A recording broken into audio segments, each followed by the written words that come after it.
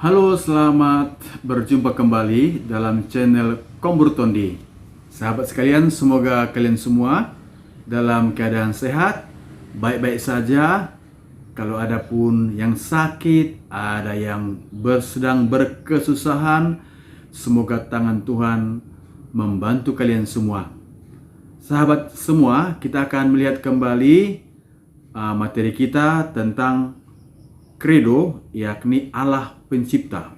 Tapi dalam hal ini kita akan melihat bagaimana itu misteri penciptaan yang dilakukan oleh Allah sendiri.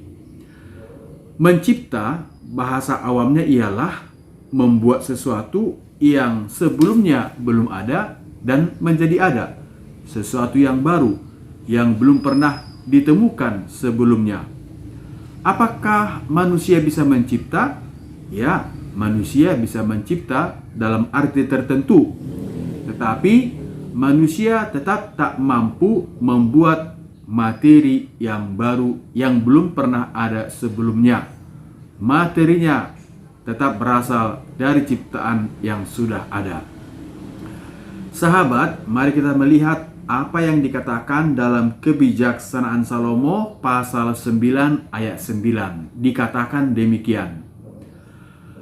Padamu adalah kebijaksanaan yang mengenal segala pekerjaanmu, yang ada tatkala dunia semesta kau jadikan, dan mengetahui apa yang diperkenankan olehmu, dan apa yang lurus menurut perintahmu. Maka dengan demikian Allah mencipta dunia ini menurut kebijaksanaannya. Dunia bukan hasil dari suatu kebutuhan atau satu takdir yang buta atau sesuatu yang kebetulan. Tetapi sekali lagi, Allah mencipta menurut kebijaksanaannya.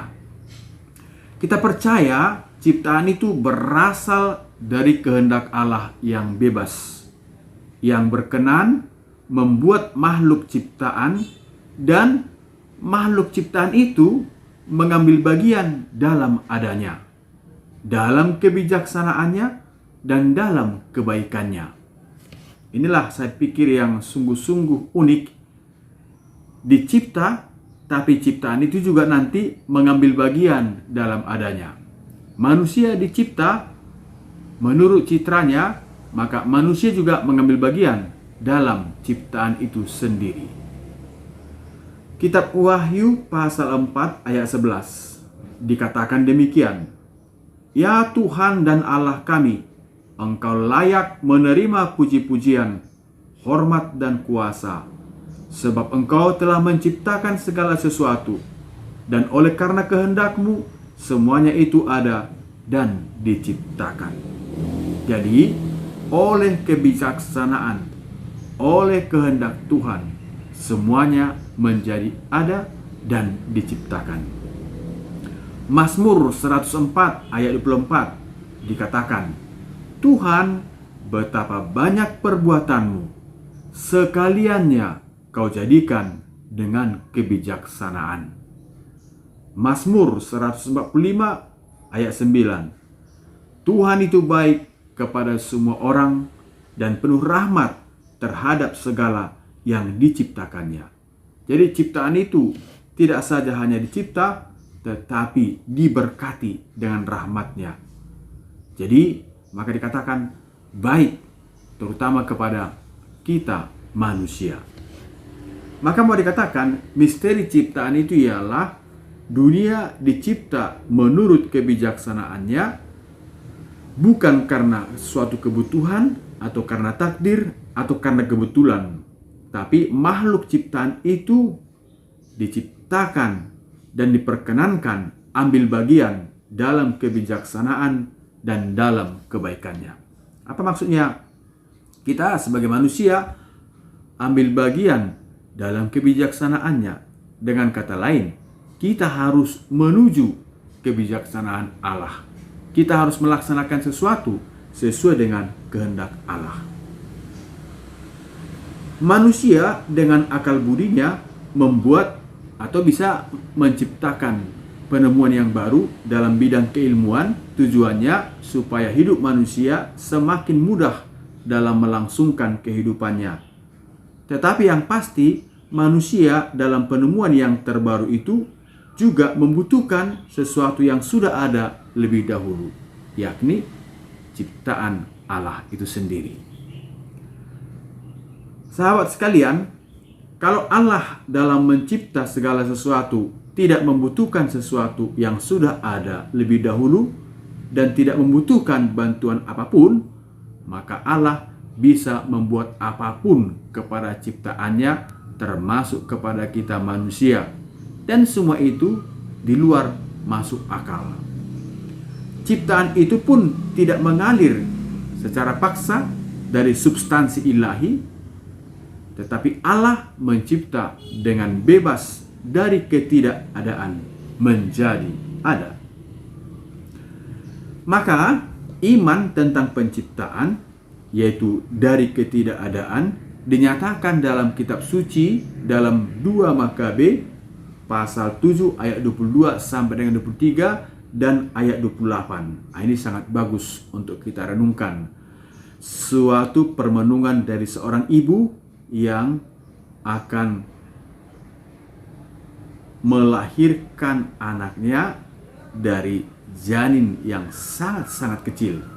Dikatakan demikian, "Aku tak tahu bagaimana kamu muncul hidup di dalam kandunganku. Bukan aku yang memberi kamu napas dan hidup atau menyusun setiap bahagian dari tubuh kamu, melainkan Allah, pencipta alam semesta, yang menjadikan umat manusia dan segala sesuatu yang ada. Dia berbelas kasihan dan akan mengembalikan hidup dan napas kamu kepada kamu, karena kamu mengutamakan hukum-hukumnya daripada diri kamu sendiri. Jadi kumohon dengan sungguh-sungguh, hai anakku, pandanglah langit dan bumi, serta segala isinya. Ingatlah bahwa Allah yang menjadikan semua itu daripada ketiadaan. Begitu juga dijadikannya umat manusia."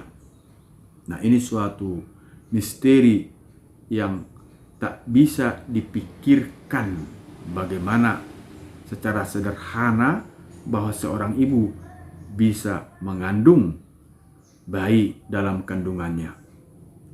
Dengan kata lain, tadi dikatakan bukan ibu itu yang memberi napas, bukan ibu itu yang memberikan jiwanya, tetapi Allah pencipta yang menjadikan umat manusia dan segala sesuatu yang ada.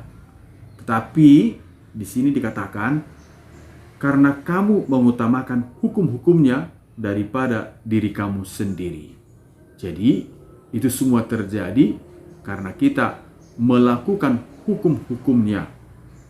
Dengan kata lain, kita tidak mementingkan diri sendiri, tetapi lebih mementingkan hukum Allah.